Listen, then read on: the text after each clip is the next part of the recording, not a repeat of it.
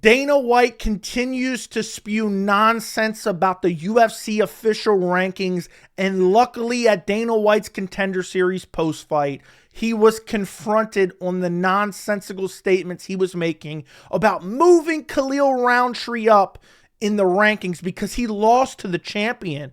He got KO'd by the champ and he's not going up any spots. How dare these know-nothing media analysts not move him up in the rankings? And we're going to take a look at that in a second, okay? But I need you guys to know, I have been the biggest critiquer of the UFC official rankings. They have been garbage for literally years, okay? But the two biggest gripes that Dana White has with the rankings, and he claims he's going to fix the rankings soon, two of the biggest gripes that he has are completely and utterly nonsensical. Let's jump right into it. We're going to take a look at the video that he posted that initially started the discussion on this. Listen to this. All right, here we go. I know it's reversed. Can't see it on here. But the moron strike again. Khalil Rountree fights that badass fight against Pereira. And the morons rank him number 8. Keep him at number 8. Since when are excitement levels of fights dictating where you sit in the rankings? Literally this week, I have a meeting to try to fix the rankings and get all these know-nothing, do-nothing motherfuckers out of it. So hopefully this week I get this fixed. Yeah, hopefully you do get it fixed this week, Baldy. And you know, I've been critiquing the rankings forever. Know-nothing, do-nothings, media members who are doing the rankings. We'll check out the names of those people shortly. But who put those people in place? If only we could track it down to one person who's running the UFC. The buck stops here. Who could that be? Oh, it'd be Dana White. So now you're complaining that a guy who got KO'd didn't move up in the top 10. What an absolute and utter joke, devoid of all logic, and we're going to expose it as the video goes on. Let's jump ahead to him at Dana White's Contender Series. Luckily, the GOAT with a basset hound, Kevin Iole, caught that clip from Dana White, and he asked him about it. And what I loved about this exchange, we're going to watch about a 5-minute exchange here. Kevin Iole kept pressing the same simple question. Dana White simply could not answer it. He could not answer the question because what he was saying makes no sense. What he was saying made no sense about Khalil Rountree. But let's listen. I can ask you, you put out a video that you were pretty adamant on about the rankings and about Khalil Rountree. And obviously, the rankings, I saw tonight, there was somebody from a newspaper called, was it the Cherokee Sun or something, that is on the rankings panel. But your adamance was a little, where do you put Khalil? Obviously, we all greatly respect what he did against Alex, but he got knocked out, and the Volkan ahead of him has won, 2 or 3 in a row, and Nikita Krylov has won 3 or 4 in a row. I mean, how do you move a guy up getting knocked out with, guys like that ahead of him that have won? Facts. All facts by Kevin Iole. How do you move him ahead of these guys who are on winning streaks? When he lost, he got KO'd. And if you guys have watched my channel for any prolonged period of time, I have said something over and over and over again from the inception of this channel. And this is a rule that I've had for many, many years, even prior to the channel. And this is a rule that I always use for myself, but it can go hand in hand with the rankings. You don't elevate a guy off of a loss. I've seen it so many times, whether it be elevating his perceived skill level or elevating where he belongs in the kind of overall title picture or elevating him to one fight away from a title shot. It goes on and it proves that it never, ever works. Alexander Gustafsson got elevated off of a loss against John Jones. Say what you want about the decision. What happened to him afterwards? He had mixed success. People elevated him, had the expectations that he was one of the GOATs, okay?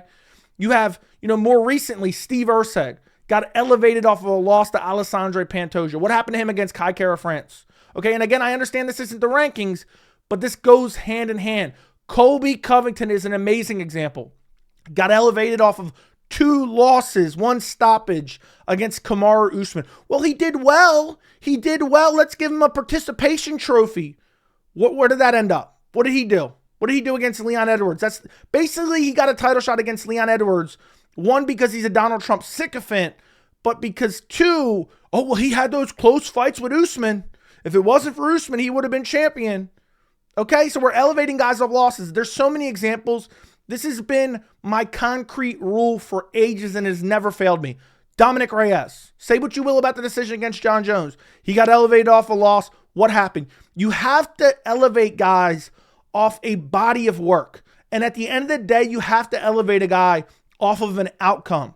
It doesn't matter that he did well in 2 rounds. He got finished. That is the outcome. Okay, we're not elevating him up the rankings for multiple reasons because of that. But let's carry on. I don't want to talk too much. Let's listen to what Dana has to say. You look at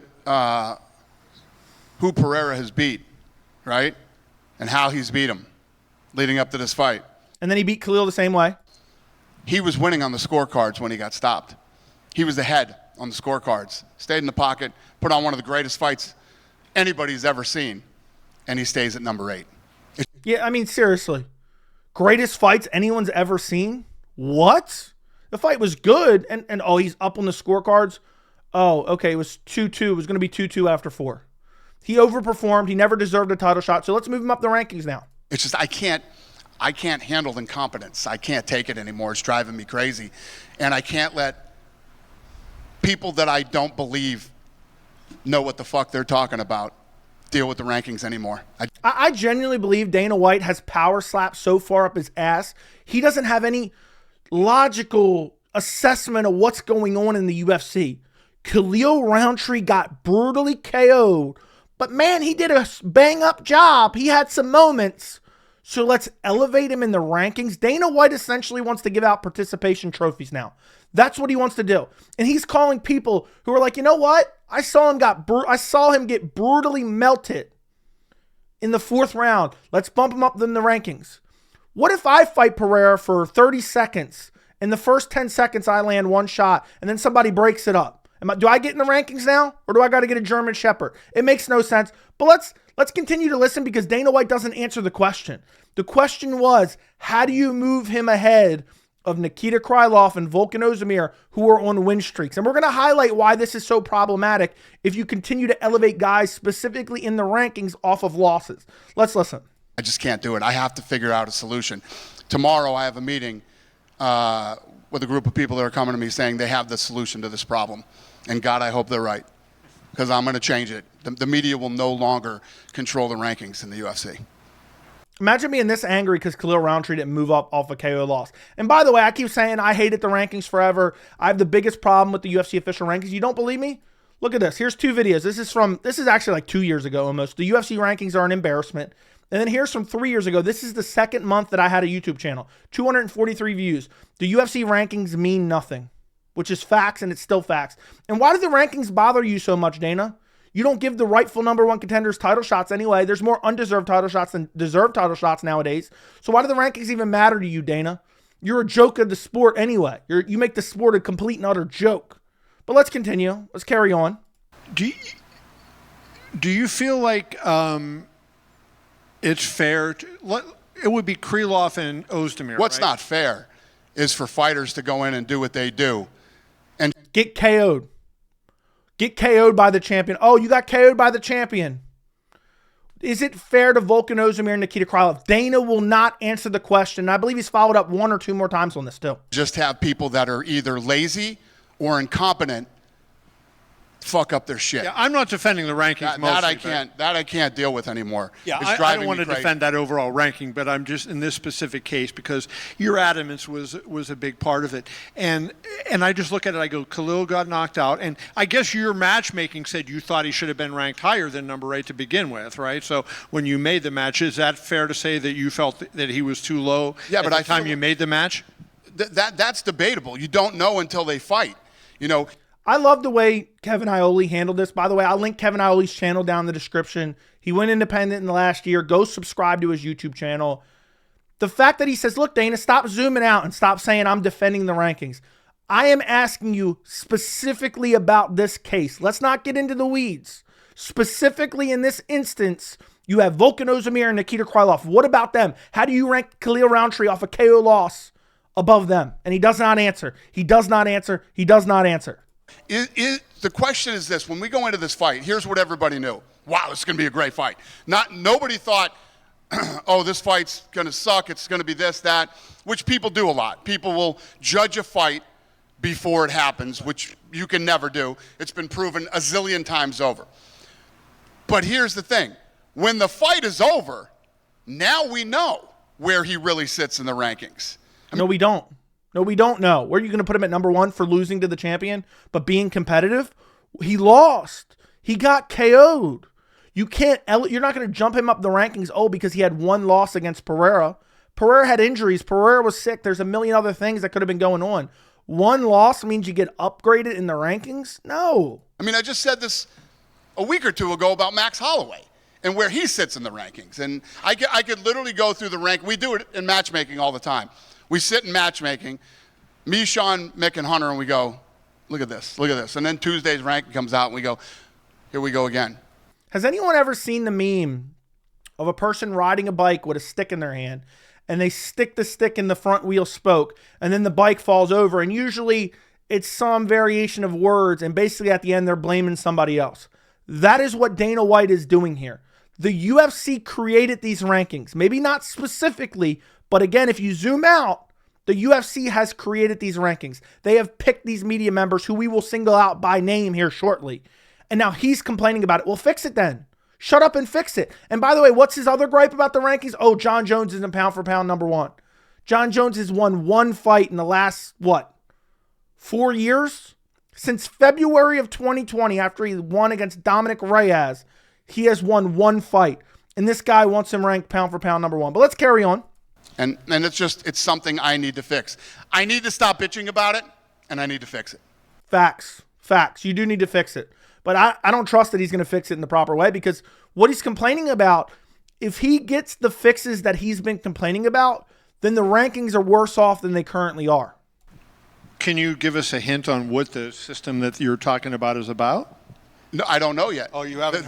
They're pitching me on it tomorrow. Okay. And just the last question on that, just I don't want to go over, but like when you look at Nikita and Volkan, they both have been winning their fights and beating good people, right? So where would you? Well, how you judge him? He just fought. Right. Well, where would you put Khalil? I guess is the question. Well, let's do this. I mean, Kevin Iole has asked him 4 or 5 times, where would you put Khalil? What is the answer? What is the answer? Because you got guys ahead of him on winning streaks. You got former champions ahead of him. Where are you going to rank him coming off a KO loss against Pereira? And again, the nonsense of Dana White's argument stands out here because he is unwilling to answer the question.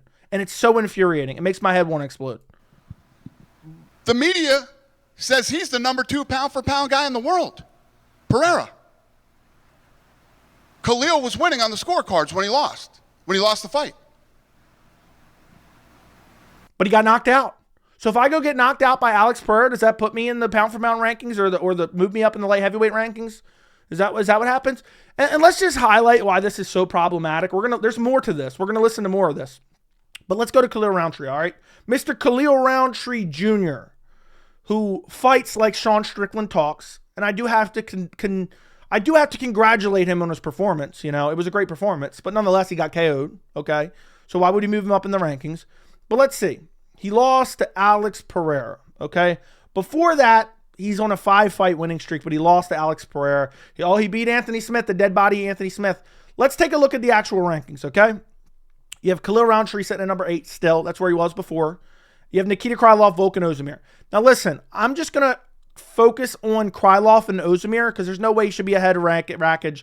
No way he should be above Blachowicz. No way he should be above Jamal Hill or Ankalaev or Prohaska. By the way, you're so worried about the rankings. Why didn't you give number 2 the title shot? Ankalaev, who should be number 1 in my opinion.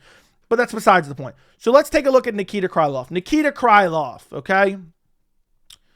Win over Ryan Spann, win over Volkan Ozdemir, win over Alexander Gustafsson, okay? Lost to Paul Craig, lost to Magomed Ankalaev, win over Johnny Walker. That's very interesting. So 3-fight winning streak, but you want to rank the guy who's on a 1-fight losing streak via KO loss. You want to rank him above Nikita Krylov on a winning streak. Makes absolutely no sense. And also, he beat Johnny Walker. Oh, who has Khalil Rountree lost to? Oh, he got KO'd by Johnny Walker. So now how do you figure that out? Where do you put Johnny Walker now? Because Johnny Walker beat Khalil Rountree. But Nikita Krylov is ranked behind Khalil Rountree, but he beat Johnny Walker. And then on top of that, you want to throw more holes into the argument of Dana White. Khalil won via split decision against Dustin Jacoby. Everyone knows that he lost that. Everybody knows that he lost this fight right here, okay? Where do you put Dustin Jacoby now? Because he lost, but damn did he put on a damn good performance. Some would even say that he won. So where do you put Dustin Jacoby now? That's what I want to know. Where do you put Dustin Jacoby? I'd love to know. I'd love to know where you put him. Because Dustin Jacoby, he's a light heavyweight. I know he's lost since then. He lost to Dominic Reyes. He lost to Alonzo Mendenfield. But he has that split decision win. He had a good performance against Khalil Rountree. So let's elevate him. Now let's move on to Volkan Ozdemir. Let's see what his win streak is. He's on a 2-fight win streak. Oh, he beat Johnny Walker too, who has a win over Khalil Rountree via KO. And he KO'd Johnny Walker. So you see how this can be problematic. You're going to elevate guys off of losses. And then you're really just going to be twisting yourself into pretzels. And that's what Dana White's doing here. He's saying Khalil should be ranked above these guys who are on winning streaks, who have wins over guys Khalil's lost to, just because Khalil had an aberration of a performance against Pereira. Styles make fights. There's fights that are going to go down a certain way because a guy, maybe didn't prepare as well, or maybe he's sick, or maybe this, or maybe that. And I'm not saying that's the reason Pereira didn't dominate this fight, but at the end of the day, the only thing that matters is the outcome. Because otherwise, you're just throwing shit at the wall. And his other gripe is John Jones pound for pound number 1, which just makes no sense. But let's carry on. Listen to this. What? What does that fucking tell you? Where should Khalil be? Number 8, I would say, if I had to take a stab at it. He fought the number 2 pound for pound, who was judged number 2 pound for pound by the media, and was beating him on the scorecards when the fight finished. And it was an absolute fucking war. Again, to be fair, he got knocked out, though. Facts. Okay. And where do we put him? Do we put Khalil on the pound for pound list now too? Do we put him on the pound for pound list? But to be fair, he got knocked out. Shout out Kevin Iole. Let's continue. In a fucking dogfight. I agree. Where does that put him? Did any of these other guys that are ranked ahead of him fight the number 2 pound for pound guy in the world? No, they did not. Then they can be judged when they fight the number 2 pound for pound guy in the world. But yeah, well, I wish I could judge Ankalaev, who's on a 12-fight unbeaten streak. But we don't get to do that because you don't even follow the rankings anyway, Dana. to have Khalil stay at number 8 is absolutely fucking ridiculous. And I can't take it anymore. It needs to be fixed. AI isn't coming along fast enough. We need other solutions. What a dumb argument. What a dumb argument. To act like Khalil at number 8. Who are you ranking him ahead of? Someone please tell me. Please tell me who you're ranking him ahead of. I have one solution. You can move him up one spot. When a guy is not active, pull him from the rankings. You know who would make that rule? You know where that rule would come from? That would be from the UFC. And Nikita Krylov, his last fight was March 2023. You could pull Nikita Krylov from the rankings and move him up a spot, but you don't have that rule. Look at the rankings. You have Chandler in here who's been sitting out for 8 years, left his family for 4 of those, waiting for Conor McGregor to return, which is never going to happen. But again, they don't have that rule. So at this point, you can't rank Khalil any higher. As a matter of fact, I'd move him back at 9. I wouldn't put him ahead of Johnny Walker. I wouldn't put Khalil ahead of Johnny Walker right now. Would not. Absolutely not. Let's continue. There's a little bit more, and then we got to jump ahead, and we got to listen to somebody suggest to him, well, why don't you do it, Dana, since you're so smart? You and Hunter and Mick. I didn't mean to get you upset. No. It's just, it's not that I'm upset. It's, you know what, it's at the point where, hey, Dana, shut the fuck up and fix it. Stop bitching about it and fix it. That's it. So we're gonna figure this thing out, and the media will not control the rankings anymore. How much in your matchmaking meetings do you pay attention to them now, given that you've been talking about this as a long-time problem? Like, do you even look at those rankings and consider them when you're making the fights, or do you just go off of what you think they should be? No, we do. We obviously, the rankings are very important. Doesn't seem like it. Doesn't seem like it at all. You're giving Colby Covington undeserved title shot. You're giving, it's just undeserved title shot. You're giving a guy, Kai Asakura, who's in his UFC debut, getting a title shot. I mean, the list goes on and on and on. Undeserved title shot. You could say Israel Adesanya, undeserved title shot. Okay? The list of undeserved title shots continues to go on and on. Dustin Poirier. I mean, there's a million examples. I'm not going to continue to go through them. But yeah, the rankings really matter. Well, why aren't you giving guys at the top of the rankings title shots who are on win streaks? rather than guys like Colby Covington who were getting title shots over Bilal Muhammad. What a joke. But let's continue. It's important, or I wouldn't be, the rankings, judging, reffing. There are a lot of things that we can't control, because there should never be a scenario where we are personally controlling the rankings. Can't happen. Seems like that's what he wants. So you don't like the rankings, so that means you're going to change it around to do what you want. That sounds like you want to control it. Sounds like it's going to be like the in-house new drug testing for the UFC. You have to have another system in there where for instance, if I think, at the end of the day, I make fights that people want to see anyway. But exactly, you don't follow the rankings anyway. You do whatever you want and you think is going to make the most amount of money. I believe that I should not be the one controlling the rankings. So we're going to figure out a different system, because it can't be the people who have been doing it, because they're not doing it right. So my question is, what happens if the new system doesn't align with what you personally believe? Because what you're complaining about makes absolutely no sense. John Jones should be pound for pound number one fight in the last 4 years, one win. And now you're saying Khalil Rountree should move up off of a loss. But, okay, where are we ranking Dustin Jacoby? Why are we putting Volkan Ozdemir, who just beat Johnny Walker, who beat Khalil Rountree? I mean, the games that you could play off of doing that type of game would just be endless. And, he keeps talking about the people doing the rankings. I've actually called this out for a long time. I think that I already showed this to you guys. Yeah, I called it out in this video. I called it out in this video. But let's take a look at who makes the UFC rankings. That, again, at the end of the day, the UFC puts these people in place. But how are the rankings determined? Rankings were generated by a voting panel made up of media members. The media members were asked to vote for who they feel are the top fighters in the UFC by weight and pound for pound. A fighter is only eligible to be voted on if they are in active status in the UFC. Already a big problem, because so many guys are inactive and the UFC just leaves them in the pool. So I'm not going to read the rest of this, but I want to read this down here. The rankings panel is comprised of media members from the following outlets: MMA Oddsbreaker, CFMU 93.3, Berksprat.se, Fight News, Fight Network, Gazeta Esportiva, Cherokee Scout, Burbank Leader, MMA Weekly, Kios 105.3, Vlad U Sport, Wrestling Observer, Top Turtle Podcast, MMA Fight Coverage, Box, I don't even know how to pronounce that, Kimura.se, MMA Soldier, MMA NYTT, Blood and Sweat, and Inside Fighting Radio. I got one thing to say. Who are these people? The rankings have needed to be overhauled for literally years. I don't know a single one of these people. I mean, these are all just random entities, because guess what? Nobody else wants anything to do with it, because all Dana White does is, he just bitches about the rankings no matter what. And then also, no matter what, it's not easy to rank people in the top 15 over, and there's always going to be inconsistencies. There's always going to be difference in opinions.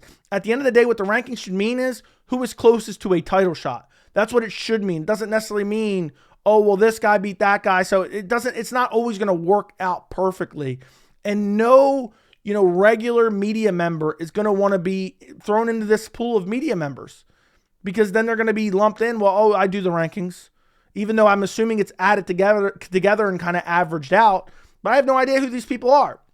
But then Dana White's asked later at this post-fight presser about, well, why don't you guys do it? Since you guys know best, why don't you guys do it? And then this was Dana's answer. I wanted to share this as well. No, we can't do it. I don't think that it's right that we would do the rankings. No matter how unbiased you try to be, it's impossible. And I'll be honest with you. There are some fighters I don't like. There's fighters that I really like. You could have fooled me, Dana. I thought you loved Francis Ngannou. And there's things that are good for the business. There's things that you might think, I don't want that in our hands at all. Not mine, not Sean's, not Mick's, not Hunter's, nobody's. There has to be a third party that or AI or something that does the rankings. It's impossible not to be biased. And I believe that there's bias with the media too. Yeah, the media doesn't like Khalil Rountree. That's why they're leaving him at number 8, because he got KO'd by the champion. Give him a participation trophy next time. It's impossible not to be biased. So, no, I don't agree with that. It doesn't matter if somebody's hurt or whatever it is.